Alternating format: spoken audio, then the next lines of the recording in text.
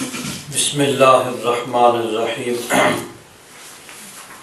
24واں سپارہ سورۃ المؤمن، اس کا یہاں سے چوتھا رکوع شروع ہوتا ہے۔ اللہ تبارک و تعالیٰ نے پیچھے کفار کی ہدایت کے لیے مختلف دلائل بیان فرمائے اور فرمایا کہ یہ بھی دیکھیں کہ ان سے پہلے بھی بہت سی قومیں گزری ہیں جو بڑی طاقتور تھی، قوت و طاقت کے اعتبار سے، مال و دولت کے اعتبار سے، جاہ و حشمت کے اعتبار سے ان سے بڑھ کر تھے، لیکن جب اللہ تبارک و تعالیٰ کا عذاب ان پہ آیا ان کی نافرمانیوں کی وجہ سے، تو کوئی ان کو بچانے والا نہیں تھا۔ اللہ تبارک و تعالیٰ کی پکڑ سے کوئی ان کو بچا نہ سکا۔ اس ضمن میں خاص طور پر حضرت موسیٰ علیہ السلام کا ذکر ہوا، جن کو فرعون، حامان اور قارون کی طرف بھیجا گیا تھا کہ فرعون بڑے جاہ و جلال والا بادشاہ تھا، بڑی قوت طاقت والا، اس کے پاس بہت بڑا لشکر تھا اور وہ مطلقاً عنان بلا شرکت غیر کوئی اس کو روکنے والا نہیں تھا، اپنے ملک میں جس طرح چاہے تصرف کرے۔ تو وہ بھی بڑے جاہ و جلال والا تھا، لیکن جب اللہ تبارک و تعالیٰ کا عذاب آیا، اللہ تعالیٰ کی پکڑ آئی، تو کوئی اس کو بچانے والا نہیں تھا، نہ اس کے لشکر اس کو بچا سکے، بلکہ اس کے لشکر اس کے ساتھ ہی غرق ہو گئے، اس کا مال و دولت گھر کے اندر پڑا رہ گیا، کوئی چیز اس کو نہ بچا سکی۔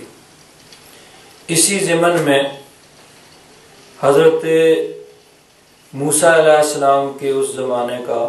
ایک شخص کا واقعہ یہاں بیان کیا جا رہا ہے، جو بیسیکلی بنیادی طور پر فرعون کے اس کے قبیلے یا اس کے یعنی وہاں کا رہنے والا تھا، کیونکہ مصر کے اندر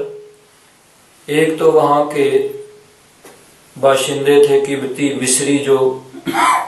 نسل در نسل وہاں رہنے والے تھے، اور ایک بنی اسرائیل تھے، حضرت موسیٰ علیہ السلام کی قوم، جو کہ حضرت یعقوب علیہ السلام اور حضرت یوسف علیہ السلام ملک شام کنعان سے ہجرت کر کے مصر میں آ کر بسے تھے، اور پھر حضرت یعقوب علیہ السلام کی یہ 12 بیٹوں کی اولاد، 12 قبیلے، لاکھوں کی تعداد ان کی بھی تھی، لیکن بہرحال جو لوکل وہاں کے باشندے تھے ان کے مقابلے میں یہ مینارٹی تھے، میجارٹی جو تھی وہ وہاں کے قبطی تھے۔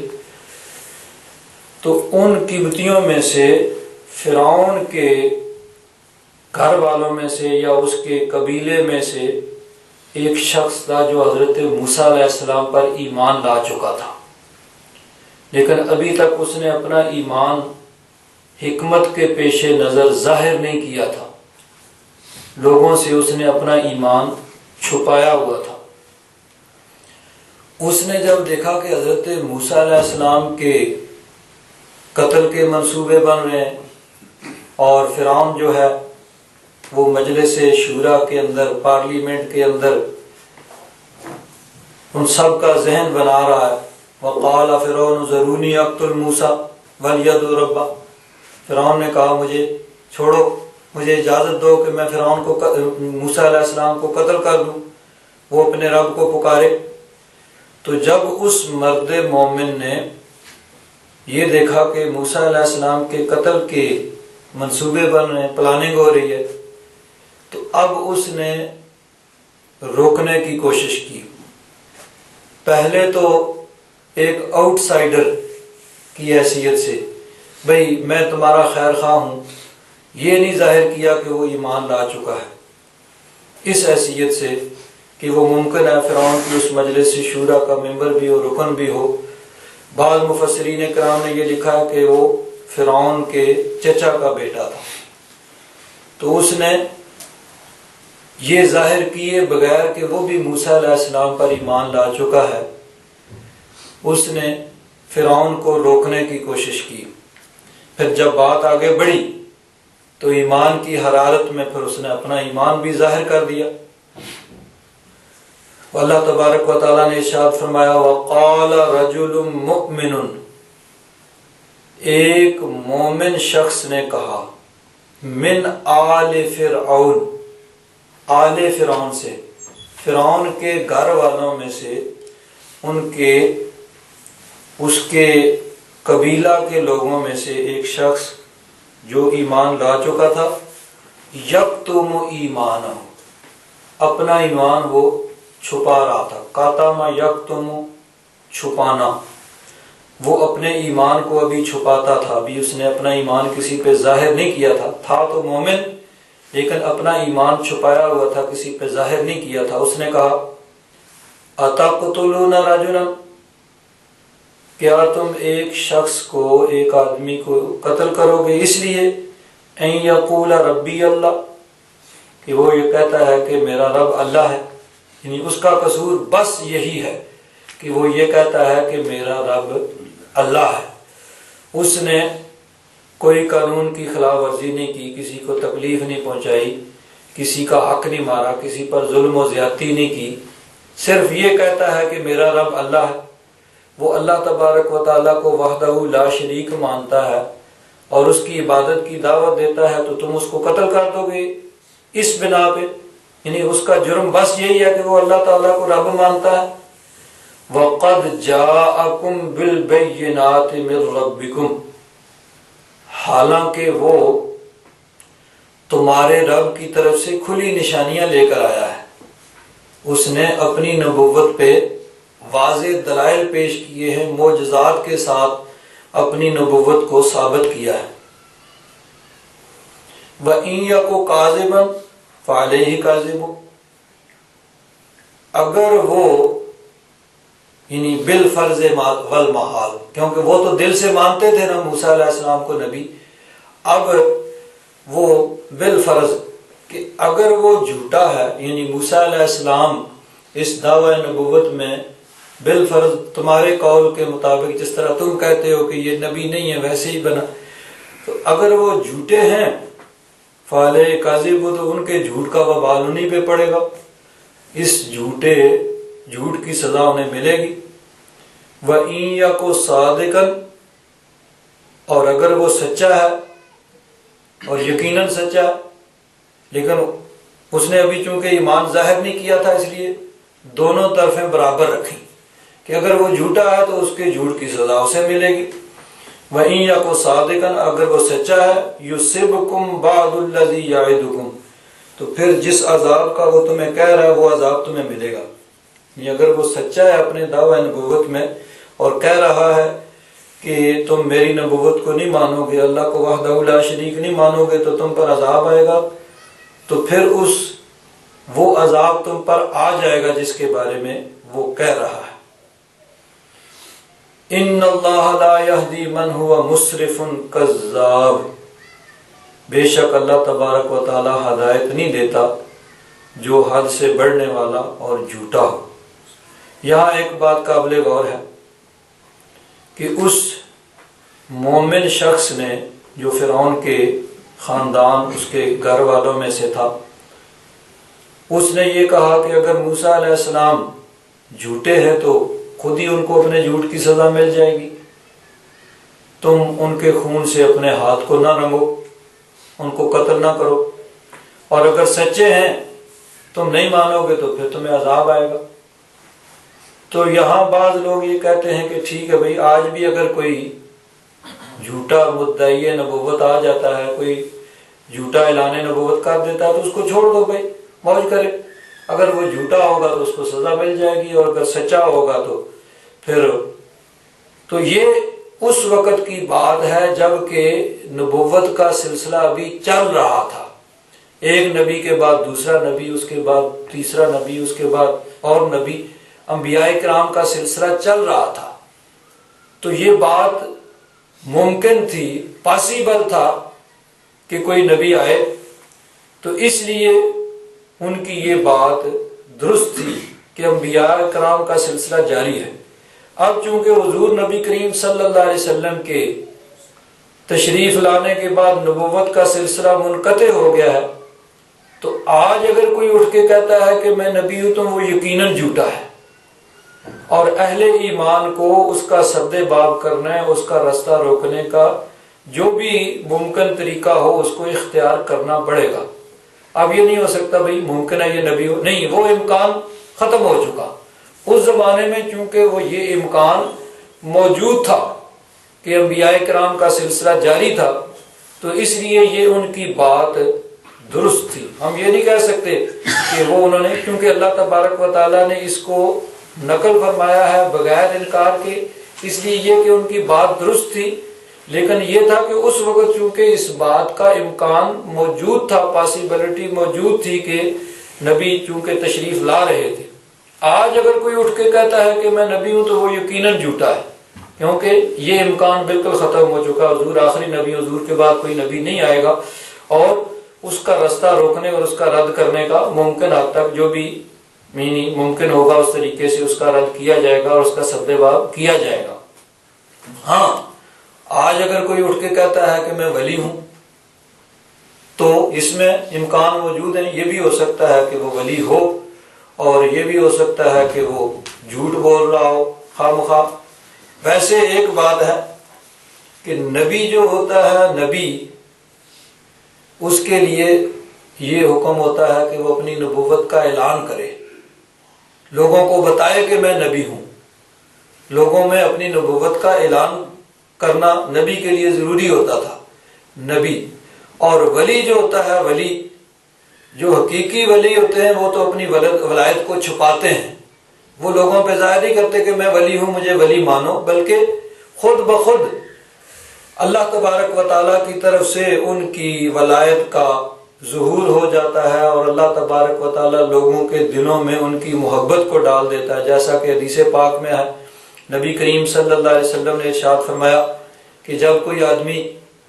اللہ تبارک و تعالیٰ کا پیارا ہو جاتا ہے اور اس درجے پہ پہنچ جاتا ہے تو اللہ تبارک و تعالیٰ حضرت جبریل کو بلاتا ہے اور فرماتا ہے کہ دیکھو فلاں آدمی میرا پیارا ہے، تم بھی اس سے محبت کرو، میں فلاں سے محبت کرتا ہوں، تم بھی اس سے محبت کرو، اور آسمان والوں میں یعنی فرشتوں میں اعلان کر دو کہ فلاں رب کا پیارا ہے، سارے اس سے محبت کرو۔ فرمایا پھر آسمان والے فرشتے اس سے محبت کرتے ہیں، ثم یودع لہ القبول فی الارض،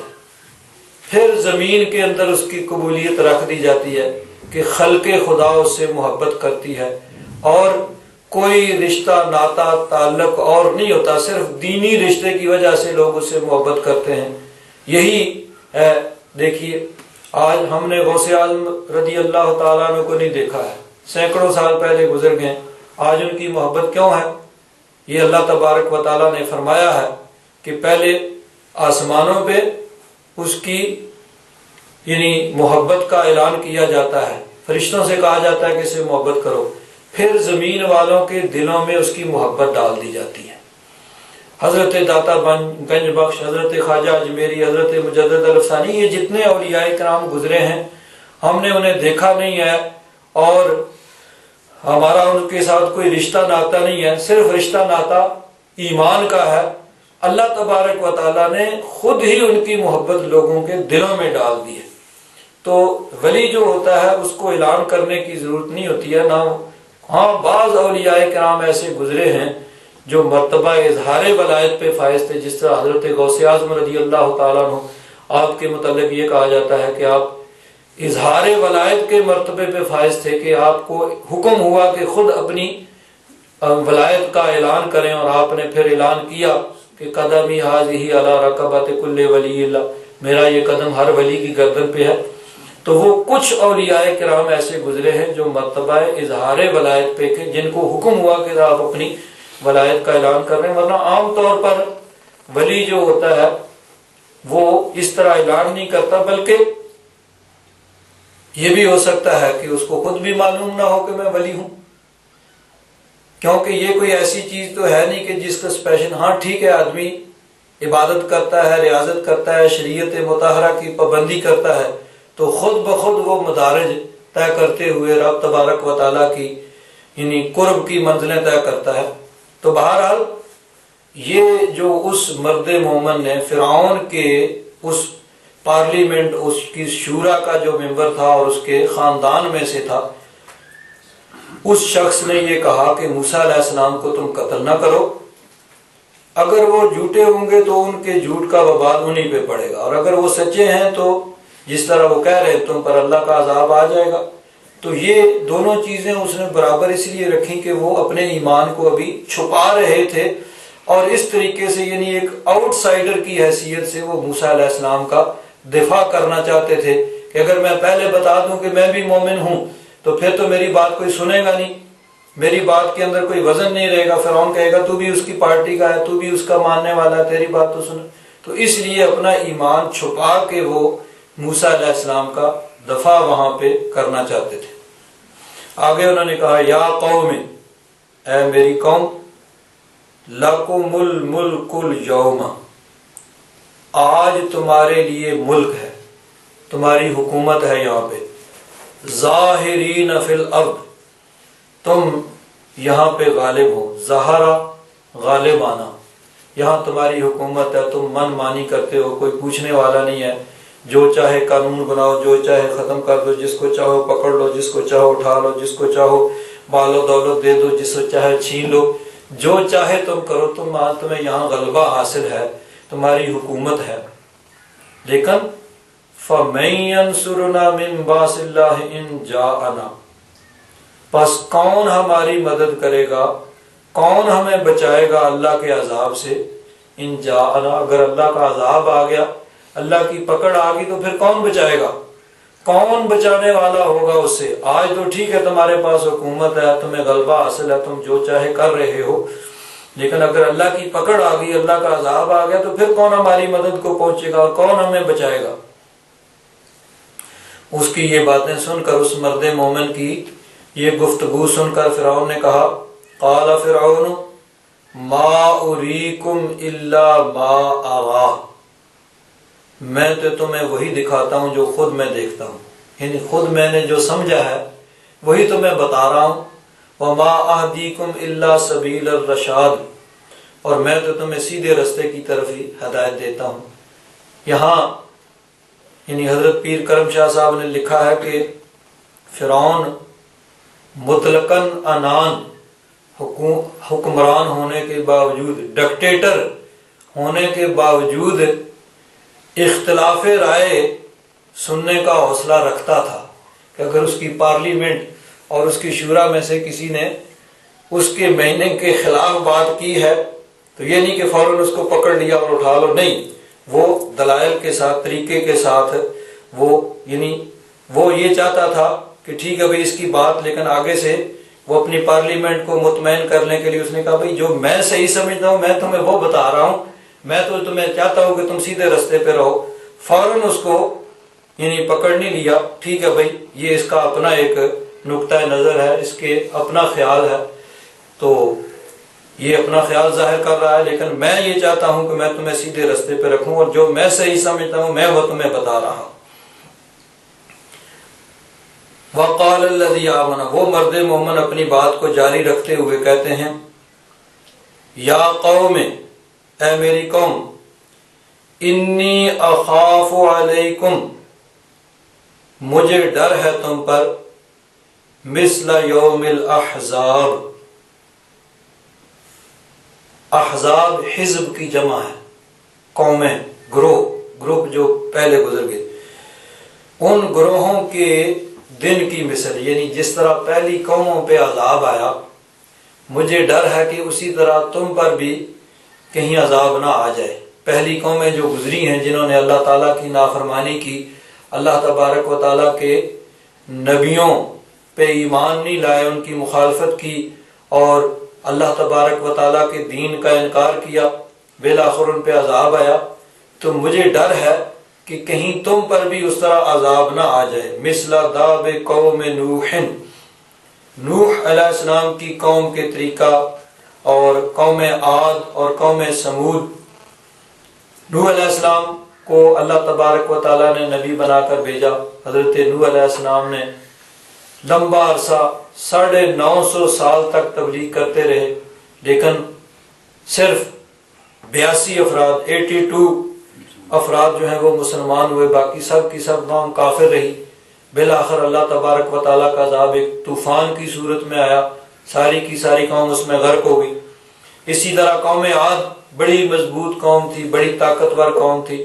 ان کی طرف حضرت ہود علیہ السلام کو نبی بنا کر بھیجا گیا۔ یہ واقعات بار بار پیچھے گزر چکے ہیں۔ قوم سمود یہ بھی بڑے طاقتور لوگ تھے، پہاڑوں کو کاٹ کاٹ کے وہاں پہ محلات بناتے تھے پہاڑوں کے اندر، ان کی طرف حضرت صالح علیہ السلام کو نبی بنا کر بھیجا گیا۔ والذین من بعدہم، اس کے بعد بھی بہت سی قومیں آئیں جنہوں نے اللہ کے نبیوں کی نافرمانی کی، تو جب انہوں کی نافرمانی حد سے بڑھ گئی تو پھر اللہ تبارک و تعالیٰ کا عذاب آیا، تو وہ مرد مومن کہتا ہے اے میری قوم، مجھے ڈر ہے کہ کہیں تم پر بھی اس طرح عذاب نہ آ جائے جس طرح حضرت نوح علیہ السلام کی قوم پہ آیا، اور قوم عاد پہ، قوم سمود پہ، اور اس کے بعد کے لوگوں پر۔ وَمَا اللَّهُ يُرِيدُ ظُلْمًا لِلْعِبَادِ، اللہ تبارک و تعالیٰ بندوں پر ظلم نہیں کرنا چاہتا، یعنی اللہ تبارک و تعالیٰ تو چاہتا ہے کہ لوگ ہدایت پہ آ جائے، دنیا میں بھی ان کو راحت اور آرام ملے اور آخرت میں بھی راحت اور آرام میں رہیں، لیکن خود جب لوگ گمراہی کو اختیار کریں گے، اللہ تبارک و تعالیٰ کی نافرمانی کو اختیار کریں گے، تو پھر اللہ تبارک و تعالیٰ کی طرف سے عذاب آئے گا۔ تو وہ عین عدل و انصاف ہے، اس میں ظلم کا شائبہ تک نہیں ہے، اللہ تبارک و تعالیٰ کسی پر ظلم نہیں کرنا چاہتا۔ انہوں نے اپنی بات، مرد مومن اپنی بات جاری رکھتے ہوئے کہتے ہیں وَيَا قَوْمِ، اور اے میری قوم، انی اخاف علیکم یوم التناد، مجھے ڈر ہے تم پر چیخو پکار کے دن کا، جس دن پکارا جائے گا۔ نادا ینادی سے تناد، یہ اس میں باب تفاعل ہے کہ پکار، چیخو پکار کے دن کا مجھ پہ ڈر ہے، یعنی قیامت کے دن جب کوئی کسی کا پرسان حال نہیں ہوگا، زمین تانبے کی بنی ہوئی ہوگی اور وہ دہک رہی ہوگی، انگاروں کی طرح گرم ہوگی، سورج سوا نیزے پہ ہوگا، آگ برسا رہا ہوگا، اور نفسی نفسی کا عالم ہوگا، کوئی کسی کا پرسان نہیں ہوگا، تو اس وقت یعنی اس یوم تراد کا مجھے ڈر ہے، یعنی جب ایک دوسرے کو پکارا جائے گا، چیخو پکار پڑے گی۔ اس سے بعد مفسرین کرام نے یہ بھی مراد لیا ہے کہ جب ایک دوسرے کو پکار کر ایک دوسرے کو مخاطب کیا جائے گا، جس کا بیان کہ قرآن پاک میں سورہ الاعراف میں گزرا ہے کہ اللہ تبارک و تعالیٰ نے ارشاد فرمایا جنت والے جنت میں ہوں گے، جہنمی جہنم میں ہوں گے، تو جنت والے پکاریں گے جہنمیوں کو، وَنَادَى أَصْحَابُ الْجَنَّةِ أَصْحَابَ النَّارِ، جنتی پکاریں گے دوزخیوں کو، جنت والے جہنم والوں کو پکار کے کہیں گے ان قد وجدنا ما وعدنا ربنا حقا، ہم نے تو وہ پا لیا جو ہمارے رب نے ہم سے سچا وعدہ کیا تھا۔ رب تبارک و تعالیٰ نے ہم سے جنت کا وعدہ کیا تھا، ہم تو جنت میں پہنچ گئے، جو اللہ تبارک و تعالیٰ نے نعمتوں کا وعدہ کیا تھا ہم ساری نعمتیں ہمیں مل گئی۔ فَهَلْ وَجَدْتُمْ مَا وَعَدَ رَبُّكُمْ حَقًّا، تو کیا تم نے بھی پا لیا جو تمہارے رب نے تم سے حق وعدہ کیا تھا؟ تو دوزخی جہنمی آگے سے آواز دیں گے، پکاریں گے، جواب دیں گے قالوا نعم، وہ کہیں گے ہاں، ہم سے جس عذاب کا وعدہ کیا تھا ہم اس میں گرفتار ہو چکے ہیں، اس میں مبتلا ہو چکے ہیں۔ فَأَذَّنَ مُؤَذِّنٌ بَيْنَهُمْ، پس ایک پکارنے والا ان کے درمیان پکارے گا اللعنۃ اللہ علی الظالمین، کہ اللہ تبارک و تعالیٰ کی پھٹکار ہے ان پہ جو ظالم ہیں، الذین یصدون عن سبیل اللہ، جو اللہ کے راہ سے روکتے ہیں، یعنی دنیا میں روکا کرتے تھے، وَيَبْغُونَهَا عِوَجًا، اور اس کو ٹیڑھا کرنا چاہتے تھے، وَهُمْ بِالْآخِرَةِ كَافِرُونَ، اور وہ آخرت کے منکر تھے۔ اب اسی طرح اصحاب الاعراف ہے، درمیان میں جنت اور دوزخ کے درمیان کچھ لوگ ہوں گے اعراف والے، وہ بھی پکاریں گے، وَنَادَوْا وَعَلَى الْأَعْرَافِ رِجَالٌ يَعْرِفُونَ كُلًّا بِسِيمَاهُمْ، اعراف والے وہ پکاریں گے کچھ لوگوں کو جن کو وہ جانتے ہوں گے، یعنی اعراف والے بھی پکار کے جنتیوں اور دوزخیوں ان کو، یعنی ایک طرف وہ جہنم والوں کو پکاریں گے اور ان کو کہیں گے کہ ما اغنا عنکم جمعکم، اعراف کے اوپر بیٹھے ہوئے اب کون لوگ ہوں گے؟ بعض نے کہا ہے کہ اعراف میں وہ لوگ ہوں گے کہ جن کی نیکیاں اور برائیاں برابر ہوں گی، ابھی ان کے بارے میں فیصلہ نہیں ہوا ہوگا، اور بعض نے کہا کہ یہ خاص بندگان خدا، اولیاء، انبیاء، یہ لوگ ہوں گے۔ تو ممکن ہے اس میں دو کیٹاگری ہوں اگر دلائل کو دیکھا جائے، کہ ایک تو وہ انبیاء کرام، اولیاء کرام اعزاز و اکرام کے ساتھ ان کو وہاں ٹھہرایا گیا ہوگا اعراف کے اوپر، جہاں سے وہ دونوں طرف دیکھ رہے ہوں گے، اور کچھ لوگ وہ بھی ہوں گے کہ جن کی نیکیاں اور برائیاں برابر ہوں گی، دوسری کیٹاگری میں وہ بھی ہوں گے کہ ابھی ان کے بارے میں فیصلہ نہیں ہوا۔ تو وہ اعراف والے جہنمیوں کو پکار کے کہیں گے ما اغنا عنکم جمعکم وما کنتم تستکبرون، جو تم نے جمع کیا ہوا تھا مال و دولت یا تمہارے لاؤ لشکر نے تمہیں کوئی فائدہ نہیں دیا، تمہارا تکبر غرور، تم اپنے آپ کو بڑا سمجھتے تھے، اس نے تمہیں کوئی فائدہ نہیں دیا۔ اور دوسری طرف اہؤلاء الذین اقسمتم لا ینالهم اللہ برحمہ، وہ کمزور لوگ جن کو تم حقیر سمجھتے تھے، حقارت کی نظر سے دیکھتے تھے اور کہتے تھے کہ ان کو اللہ کی رحمت نہیں ملے گی، ان کو تو حکم ہو چکا ہے ادخلوا الجنۃ لا خوف علیکم ولا انتم تحزنون، ان لوگوں کو تو اللہ تبارک و تعالیٰ نے یہ ارشاد فرمایا ہے کہ تم جنت میں داخل ہو جاؤ، تم پر کوئی خوف نہیں ہوگا، نہ تم غمگین ہوگے۔ تو یہ بھی یوم التناد یعنی پکار، وہ اعراف والے ایک طرف جنت والے جہنمیوں کو پکاریں گے، ایک طرف اعراف والے ان جہنمیوں کو پکاریں گے، اور آگے اسی کے ساتھ آگے ہے کہ جہنم والے بھی جنتیوں کو پکاریں گے، وَنَادَى أَصْحَابُ النَّارِ أَصْحَابَ الْجَنَّةِ، اب دوزخی پکاریں گے جنتیوں کو، جہنم میں جہنمی پکاریں گے جنتیوں کو، کیا کہیں گے؟ ان افیدوا علینا من الماء، تھوڑا سا پانی ہم پر بھی بہا دو، یعنی وہ جہنم سے پکار کے جنتیوں سے گزارش کریں گے، ان سے ریکویسٹ کریں گے کہ تھوڑا سا پانی ہم پہ بھی انڈیل دو، او مما رزقکم اللہ، یا جو اللہ تعالیٰ نے تمہیں نعمتیں دی ہیں تھوڑی سی ہمیں بھی دے دو۔ قالوا ان اللہ حرمہما علی الکافرین، یہ پانی، یہ نعمتیں، وہ جنتی کہیں گے ان کو اللہ تعالیٰ نے حرام قرار دے دیا ہے، کافروں پر ممنوع قرار دے دیا، ان کو نہیں مل سکتی۔ الذین اتخذوا دینہم لہوا ولعبا، جنہوں نے اپنے دین کو کھیل کود بنا لیا تھا، وغرتہم الحیات الدنیا، اور انہیں دنیا کی زندگی نے دھوکہ دیا، انہوں نے سمجھا تھا کہ یہ دنیا کی زندگی سب کچھ ہے، اس کو رنگین بنانے کے لیے، اس کو پر آرام اور پر راحت بنانے کے لیے جو چاہے کر لو، اس کے لیے حلال حرام کی تمیز ختم کر دو، جائز ناجائز کی تمیز ختم کر دو، تو دنیا کی زندگی نے انہیں دھوکہ دیا۔ فَالْيَوْمَ نَنْسَاهُمْ، آج ہم ان کو نظر انداز کر دیں گے، فراموش کر دیں گے، ان کو بلا دیں گے، كَمَا نَسُوا لِقَاءَ يَوْمِهِمْ هَذَا، جس طرح دنیا میں انہوں نے اس دن کی ملاقات کو بھلا دیا تھا۔ وَمَا كَانُوا بِآيَاتِنَا يَجْحَدُونَ، اور وہ ہماری آیتوں کا انکار کیا کرتے تھے۔ وَلَقَدْ جِئْنَاهُمْ بِكِتَابٍ، اور بے شک ہم لائے ان کے پاس کتاب، فَصَّلْنَاهُ عَلَىٰ عِلْمٍ، جس کو ہم تفصیل کے ساتھ علم اس میں بیان کیا تھا، ہدن وہ ہدایت تھی، ورحمۃ لقوم یؤمنون، اور ایمان لانے والوں کے لیے وہ رحمت تھی۔ تو یہ بھی یوم التناد ہے کہ اس میں جنتی جہنمیوں کو پکاریں گے، اہل اعراف وہ بھی جہنمیوں کو پکاریں گے، اور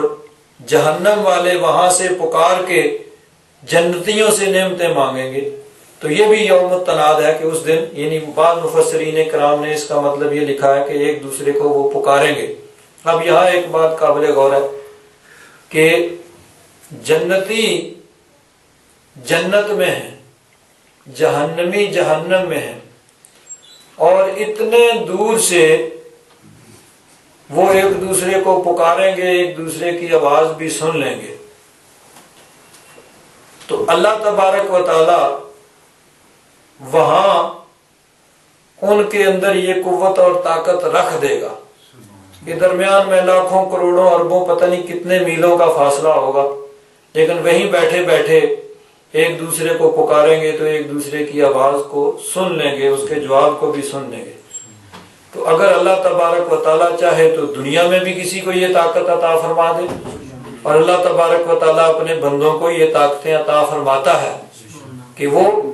دور کی بات کو سن بھی لیتے ہیں اور دور کی بات سنا بھی لیتے ہیں۔ کہ حضرت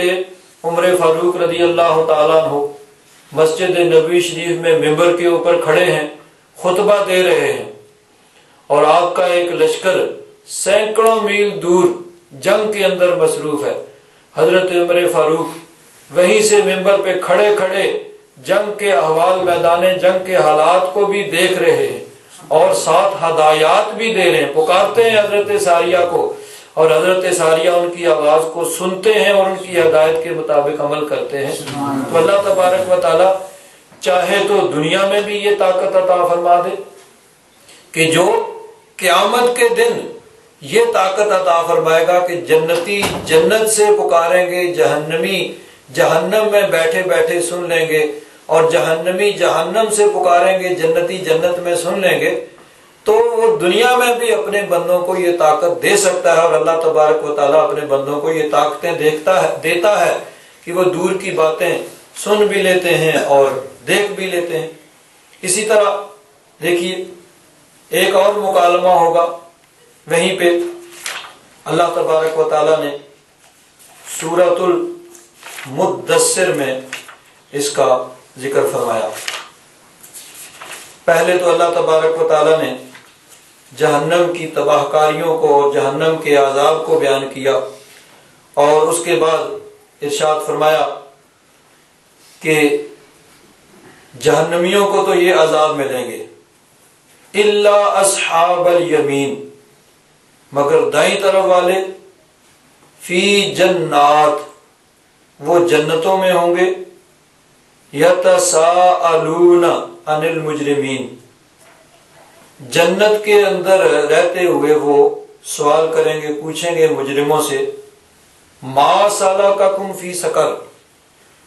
کس چیز نے تمہیں جہنم میں ڈالا، تم جہنم میں کیوں چلے گئے؟ جنت میں رہتے ہوئے وہاں سے وہ پوچھیں گے جہنمیوں سے، تو جہنمی ان کی آواز کو سنیں گے بھی اور ان کو جواب بھی دیں گے۔ قالوا لم نک من المصلین، وہ اپنے جہنم میں جانے کا سب سے پہلا جو ریزن بیان کریں گے، سب سے پہلی وجہ جو بیان کریں گے، وہ کہیں گے ہم نمازی نہیں تھے، نماز نہیں پڑھا کرتے تھے۔ وَلَمْ نَكُ نُطْعِمُ الْمِسْكِينَ، اور مسکینوں کو کھانا نہیں کھلاتے تھے، لوگوں کی بھوک پیاس پہ ہمیں ترس نہیں آتا تھا، اور ان کی ہم دستگیری نہیں کرتے تھے۔ وَكُنَّا نَخُوضُ مَعَ الْخَائِضِينَ، اور باتیں بنانے والوں کے ساتھ ہم بھی باتیں بنایا کرتے تھے، اللہ تبارک و تعالیٰ کی نشانیوں کا مذاق اڑایا کرتے تھے، اللہ کے پیاروں کا، نیک بندوں کا مذاق اڑایا کرتے تھے۔ وَكُنَّا نُكَذِّبُ بِيَوْمِ الدِّينِ، اور ہم قیامت کے دن کو جھٹلایا کرتے تھے، ہم کہتے تھے یہ ویسے ہی بس دنیا ہی دنیا ہے، مر کے تو ختم ہو گیا، پھر کہاں زندہ ہونا ہے اور کہاں پیش ہونا ہے اور کہاں اعمال کی جواب دہی۔ حَتَّى أَتَانَا الْيَقِينَ، یہاں تک کہ ہمارے پاس یقین آ گئی، یعنی موت آ گئی۔ تو یہ بھی آپس میں ایک دوسرے کے ساتھ بات چیت ہوگی۔ تو یوم التناد یعنی ایک دوسرے کو پکارنے کا دن، تو اللہ تبارک و تعالیٰ نے یہاں اس مرد مومن کا قول بھی ذکر فرمایا جو فرعون کے خاندان کا ایک فرد تھا، اس کی پارلیمنٹ، اس کی مجلس شورا کا ممبر تھا، ایمان لا چکا تھا لیکن اپنا ایمان اس نے چھپایا ہوا تھا۔ تو وہ کہہ رہا ہے یا قوم انی اخاف علیکم یوم التناد، اور اے میری قوم مجھے ڈر ہے تم پر یوم التناد کا، یوم چیخو پکار کے دن کا، قیامت کے دن کا، کہ جس دن کوئی کسی کا پرسان حال نہیں ہوگا اور سب کو اپنی اپنی پڑی ہوگی، زمین گرم تپ رہی ہوگی، آسمان سے سورج آگ برسا رہا ہوگا۔ یوم تولون مدبرین، جس دن تم پیٹ پھیر کے چلو گے۔ ما لکم من اللہ من عاصم، اس دن کوئی تمہیں اللہ تبارک و تعالیٰ کے عذاب سے بچانے والا نہیں ہوگا۔ وَمَن يُضْلِلِ اللَّهُ فَمَا لَهُ مِنْ هَادٍ، اور جس کو اللہ تبارک و تعالیٰ گمراہ کر دے اس کو کوئی ہدایت دینے والا نہیں ہے۔ تو اللہ تبارک و تعالیٰ یعنی اللہ تعالیٰ نے انسان کی ہدایت کے تمام سامان مہیا کیے، لیکن اس کے باوجود جو انبیاء کرام کی آواز پہ کان نہیں دھرتا اور اللہ تبارک و تعالیٰ نے جو کتابیں ہدایت کے لیے نازل کی ہیں ان سے ہدایت حاصل نہیں کرتا، اور اپنے اللہ تعالیٰ نے جو اس کے اندر ہدایت کا مائدہ ہر انسان کے اندر رکھا اس کو وہ خود ضائع کر دیتا ہے اور گمراہی کے راستے پہ چلتا ہے، تو پھر اللہ تبارک و تعالیٰ اس میں گمراہی کو پیدا کر دیتا ہے، تو پھر اس کو ہدایت دینے والا کوئی نہیں ہے۔ تو مرد مومن اسی طرح اپنی گفتگو کو جاری رکھتے ہوئے کہتا ہے وَلَقَدْ جَاءَكُمْ يُوسُفُ مِنْ قَبْلُ، اس سے پہلے تمہارے پاس حضرت یوسف علیہ السلام تشریف لائے، بالبینات، نشانیوں کے ساتھ، روشن دلائل کے ساتھ۔ فما زلتم فی شک مما جاءکم بہ، پس تم شک میں ہی رہے جو وہ تمہارے پاس لے کے آئے تھے، یعنی انہوں نے نشانیاں اور دلائل کے ساتھ اپنی نبوت کو ثابت کیا، لیکن تم اسی میں ہی پڑے رہے، پتہ نہیں سچے ہیں، پتہ نہیں جھوٹے ہیں، پتہ نہیں صحیح کہہ رہے ہیں، پتہ نہیں غلط کہہ رہے ہیں، اسی میں ہی تم پڑے رہے۔ تو یہاں ایک بات قابل غور ہے کہ وہ کہتے ہیں وَلَقَدْ جَاءَكُمْ يُوسُفُ مِنْ قَبْلُ، اس سے پہلے تمہارے پاس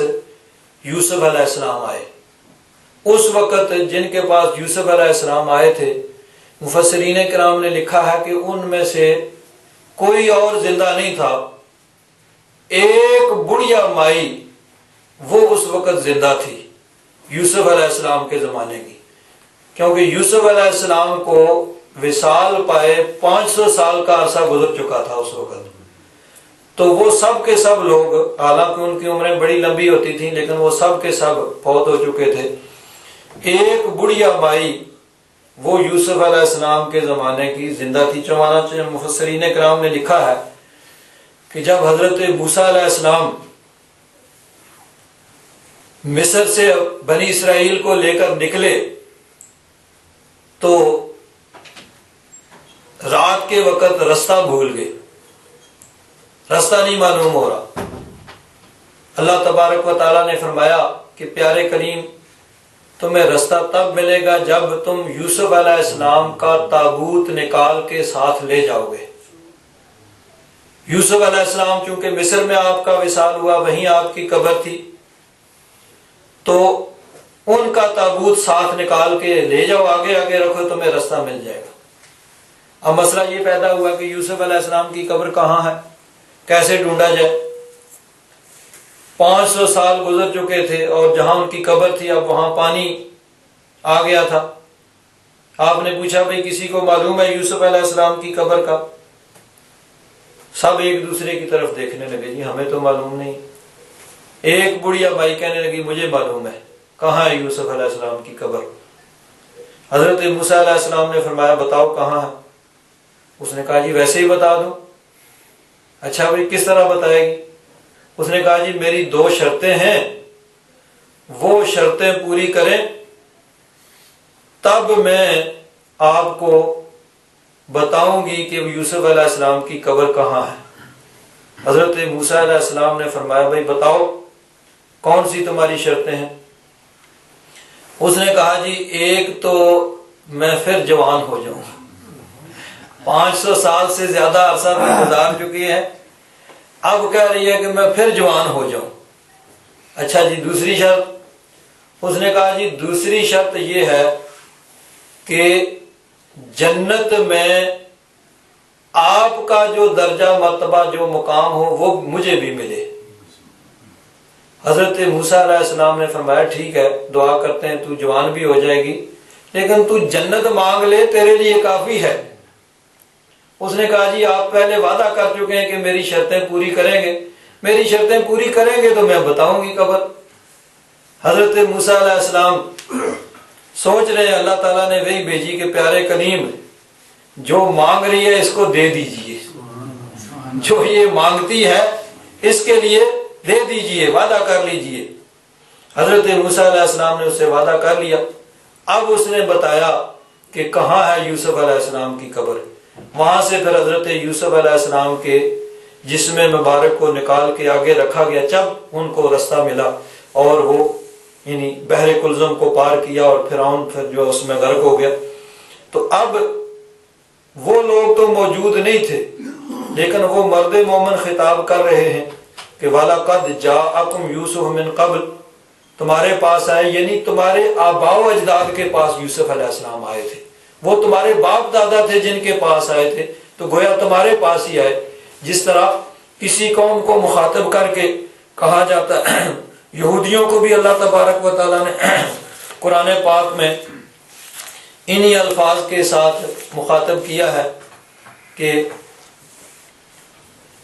وَإِذْ أَخَذْنَا مِيثَاقَكُمْ لَا تَسْفِكُونَ دِمَاءَكُمْ، کہ تم سے ہم نے پختہ وعدہ لیا کہ تم اپنوں کا خون نہیں بہاؤ گے، وَلَا تُخْرِجُونَ أَنفُسَكُمْ مِنْ دِيَارِكُمْ، اور اپنوں کو ان کے گھروں سے نہیں نکالو گے، ثُمَّ أَقْرَرْتُمْ أَنْتُمْ تَشْهَدُونَ، یہ اصل میں ان کے آباء و اجداد سے سارے یہ بات چیت سب معاہدے ہوئے تھے، تو گویا انہی کے ساتھ ہوئے، جن کو مخاطب کیا جا رہا ہے وہ اس وقت نہیں تھے، ان کے آباء و اجداد تھے۔ تو اسی طرح یہ مرد مومن بھی ان کو کہہ رہے ہیں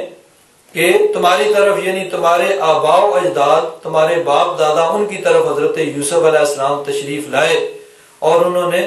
روشن نشانیاں دکھائیں، لیکن تم شک و شبہ میں پڑے۔ حضرت یوسف علیہ السلام آپ نے معجزات کے ذریعے اپنی نبوت کو ثابت کیا، جس کا ذکر جو ہے قرآن پاک میں سورہ یوسف کے اندر تفصیل کے ساتھ گزر چکا کہ حضرت یوسف علیہ السلام نے کئی معجزات ان کے سامنے پیش کیے۔ جس طرح جیل کے اندر 2 آدمی آپ کے پاس آئے اور انہوں نے کہا جی کہ ہم نے خواب دیکھا ہے۔ اچھا بھئی کیا خواب دیکھا ہے؟ ایک اپنا خواب بیان کیا، دوسرے نے اپنا خواب بیان کیا۔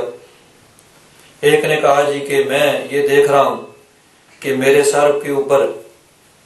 روٹیوں کا طباق ہے اور پرندے اس میں سے نوچ رہے ہیں۔ دوسرے نے کہا میں دیکھتا ہوں کہ میں انگور نچوڑ رہا ہوں، شراب بنا رہا ہوں۔ حضرت یوسف علیہ السلام نے ان کے خواب کی تعبیر یہ بتائی، وہ اصل میں ایک بادشاہ کا باورچی تھا اور ایک اس کا ساقی تھا جو اس کو شراب پلایا کرتا تھا۔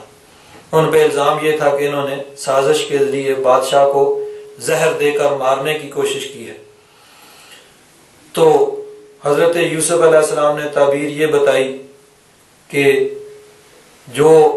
ساقی ہے جس نے یہ دیکھا ہے کہ انگور نچوڑ رہا ہے وہ تو بری ہو جائے گا، اپنے عہدے پہ بحال ہو جائے گا اور وہ بادشاہ کو شراب پلائے گا۔ اور جو دوسرا ہے باورچی، جو اس کا کوک ہے، اس کے کچن کا جو منتظم تھا، ایڈمنسٹریٹر تھا، اس پہ الزام ثابت ہو جائے گا اور اس کو پھانسی دی جائے گی، پھانسی پہ لٹکا رہے گا، پرندے آ کے اس کے سر کو نوچیں گے۔ جب یوسف علیہ السلام نے یہ تعبیر بیان کی تو اب وہ دونوں ہنسنے لگے۔ انہوں نے کہا جی خواب تو ہم نے کوئی نہیں دیکھا ہے، ہم تو ویسے ہی بور ہو رہے تھے یہاں بیٹھے بیٹھے، تو ہم نے کہا چلو تھوڑی سی دل لگی کر رہے ہیں آپ سے۔ حضرت یوسف علیہ السلام نے فرمایا بھائی تم نے خواب دیکھا ہے یا نہیں دیکھا ہے؟ جو زبان نبوت سے نکل چکا ہے، قضی الامر الذی فیہ تستفتیان، اب وہی کچھ ہوگا جس کے بارے میں تم نے پوچھا تھا، اور زبان نبوت سے جو نکل گیا ہے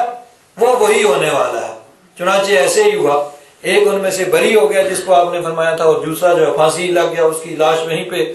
وہ لٹکی رہی اور پرندے آ کے اس کے سر کو نوچتے رہے۔ اب بادشاہ نے ایک خواب دیکھا کہ اس نے کیا خواب دیکھا؟ 7 تر خوشے ہیں، سٹے، یہ جو ہوتے ہیں جس طرح گندم کا ہوتا ہے، چاول کا ہوتا ہے، اور 7 خشک خوشے ہیں۔ اور دوسرا خواب اس نے یہ دیکھا کہ 7 موٹی گائیں ہیں اور 7 جو ہے کمزور قسم کی، تو وہ جو کمزور گائیں ہیں وہ ان 7 موٹی گائیں کو کھا جاتی ہیں، ہڑپ کر جاتی ہیں۔ 7 بقرات سمان یاکلہن 7 عجاف، وہ کمزور گائیں جو ہیں وہ ان 7 جو تگڑی موٹی گائیں ان کو کھا جاتی ہیں۔ بادشاہ نے معبروں سے، تعبیر بیان کرنے والوں سے پوچھا جو اس کے دربار میں تھے، بتاؤ بھئی کیا خواب ہے؟ اب ان کو سمجھ تو آ نہیں رہی تھی۔ انہوں نے کہا اضغاث و احلام، یہ بے خوابی کا نتیجہ ہے، ان کا کوئی تعبیر نہیں ہوتی ہے، ہم ایسے خوابوں کی تعبیر نہیں جانتے۔ اب وہ جو جیل سے چھوٹ کے آیا تھا، یوسف علیہ السلام نے جس کو کہا تھا تو بری ہو جائے گا، اس نے کہا یہ کیا بتائیں گے، یہ تو مفت خورے ہیں، مفت کی تنخواہ لے رہے ہیں، اور جب موقع آیا تو کہتے ہیں یہ خواب ہی نہیں ہے، اس کی کوئی تعبیر ہی نہیں ہے۔ تعبیر تو بتانے والا جیل کے اندر ہے، مجھے اجازت دو، مجھے بھیجو کہ میں اس سے تعبیر پوچھ کے آؤں۔ بادشاہ نے بھیجا، وہ جیل کے اندر حضرت یوسف علیہ السلام کے پاس آیا اور کہا کہ آپ اس کی تعبیر بتائیں جو یہ بادشاہ نے خواب دیکھا ہے۔ حضرت یوسف علیہ السلام نے اس کے خواب کی تعبیر سے بڑھ کر بتایا، فرمایا اس کی تعبیر یہ ہے کہ 7 سال خوب بارشیں ہوں گی، کھیتی باڑی ہوگی، تو ان 7 سالوں میں تم بقدر ضرورت، جتنا تمہیں ضرورت ہو اتنا غلہ استعمال کرو، باقی سنبھال کے رکھو، اور سنبھال کے بھی کس طرح، اس کو خوشوں کے اندر، سٹوں کے اندر ہی رہنے دو۔ یعنی ترکیب بھی بتا رہے ہیں کہ اگر غلہ اس سے نکال لیا جائے تو پھر اس کو گھن، دیمک وغیرہ لگ جاتی ہے، اور یہ اللہ تبارک و تعالیٰ نے ایسا سسٹم رکھا ہے کہ اگر وہ سٹے کے اندر رہے تو اس کو گھن، دیمک وغیرہ نہیں لگتا ہے۔ تو حضرت یوسف علیہ السلام اس کا پہلے سے طریقہ بھی بتا رہے ہیں کہ جی باقی جو ہے غلہ اس کو تم نے اسی طرح سٹوں کے اندر رہنے دینا ہے جو محفوظ کرنا ہے، تو وہ صحیح طریقے سے محفوظ رہے گا۔ پھر 7 سال آئیں گے قحط سالی کے، جن میں بارش نہیں ہوگی، قحط سالی ہوگی، تو وہ جو 7 سالوں میں تم نے بچایا ہوا ہوگا وہ 7 سال تم اس کو استعمال کرنا، تو وہ 7 سالوں میں وہ سارے کا سارا ختم ہو جائے گا، الا قلیلا مما تحسنون، ہاں تھوڑا سا جس کو تم اپنی کوشش کے ذریعے بچا کے رکھو گے وہ بچ جائے گا۔ یہ تو ہوگی اس کی تعبیر کہ 7 سٹے خشک اور 7 تر، اور 7 پتلی گائیں اور 7 موٹی گائیں، وہ پتلی گائیں ان موٹی گائیوں کو کھا جاتی ہیں، یہ تو ہوگی اس کے خواب کی تعبیر۔ آگے آپ نے بتایا ثم یاتی من بعد ذلک عام فیہ یغاث الناس وفیہ یعصرون، پھر ایک سال آئے گا کہ خوب بارشیں ہوں گی، ہر طرف ہریالی ہوگی، فصلیں ہوں گی اور باغات ہوں گے، اور لوگوں میں خوشحالی آ جائے گی، اور لوگ جو ہیں وہ انگوروں کو نچوڑ چوڑ کر شراب بنائیں گے۔ تو حضرت یوسف علیہ السلام نے دلائل کے ذریعے اپنی نبوت کو ثابت کیا کہ معجزات دکھائے، بہت سے معجزات اور بھی یہاں پہ بیان ہوئے۔ تو وہ مرد مومن کہہ رہے ہیں وَلَقَدْ جَاءَكُمْ يُوسُفُ مِنْ قَبْلِ، یوسف علیہ السلام اس سے پہلے تمہارے پاس تشریف لائے، بِالْبَيِّنَاتِ، روشن نشانیاں لے کر، دلائل کے ساتھ، معجزات کے ساتھ، فما زلتم فی شک مما جاءکم بہ، جو وہ لے کے اس کے بارے میں تم شک و شبہ میں ہی مبتلا رہے، حتی اذا ہلاکا، یہاں تک کہ جب ان کا وصال ہو گیا، ان کی وفات ہو گئی، قلتم، تم نے کہا، لن یبعث اللہ من بعدہ رسولا، کہ اس کے بعد اللہ تبارک و تعالی کوئی رسول نہیں بھیجے گا۔ یعنی اس کا معنی یہ مفسرین کرام نے بیان کیا ہے کہ حضرت یوسف علیہ السلام کے وصال کے بعد اب ان کو احساس ہوا کہ ہم نے بہت بڑی غلطی کی، اتنے جلیل القدر نبی تشریف لائے اور ہم نے ان کو مانا نہیں، تو اب اظہار افسوس کے طور پر انہوں نے کہا کہ اب اتنی شان والا نبی کہاں سے آئے گا۔ کذالک یضل اللہ من هو مسرف مرتاب، اسی طرح اللہ تبارک و تعالی گمراہ کر دیتا ہے ہر حد سے بڑھنے والے، شک و شبہ میں پڑنے والے کو۔ الذین یجادلون فی آیات اللہ، وہ جو اللہ تبارک و تعالی کی نشانیوں میں مجادلہ کرتے ہیں، جھگڑا کرتے ہیں، بغیر سلطان عطاہم، بغیر کسی دلیل کے، جو ان کے پاس دلیل نہیں ہے، بس خواہ مخواہ اس میں جھگڑا کرتے ہیں۔ کبر مقتا عند اللہ وعند الذین آمنوا، یہ بات اللہ تبارک و تعالی اور ایمان والوں کے نزدیک بہت ناراضگی کی ہے کہ بغیر دلیل کے آدمی جو ہے جھگڑا کرے۔ کذالک یطبع اللہ علی کل قلب متکبر جبار، ایسے ہی اللہ تبارک و تعالی مہر لگا دیتا ہے ہر متکبر، جبار، تکبر کرنے والے اور دوسروں پہ ظلم و زیادتی کرنے والے، اس کے دل پہ اللہ تبارک و تعالی مہر لگا دیتا ہے، اس کو ہدایت نہیں ملتی۔ حضرت پیر کرم شاہ صاحب رحمۃ اللہ تعالی علیہ ان آخری آیات کی تفسیر کے اندر ارشاد فرماتے ہیں، آخر میں ایک اصول بیان فرما دیا کہ جس فرد یا قوم میں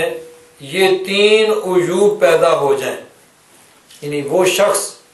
یا وہ قوم جس کے اندر یہ تین عیب آ جائیں، ان کی ہدایت پانے کی کوئی امید نہیں رہتی۔ یعنی کذالک یطبع اللہ علی کل قلب متکبر جبار، کہ ان کے دلوں پہ مہر ہو جاتی ہے، پھر ان کے ایمان لانے کی یا ہدایت پہ آنے کی کوئی امید نہیں رہتی۔ تو فرماتے ہیں تین عیوب یہاں پہ بیان، تین عیب بیان ہوئے جن کے اندر یہ آ جائیں، چاہے وہ قوم ہو چاہے کوئی فرد ہو، اب اس کے ہدایت پانے کی کوئی امید نہیں رہتی، کوئی معجزہ، کوئی پند و نصیحت انہیں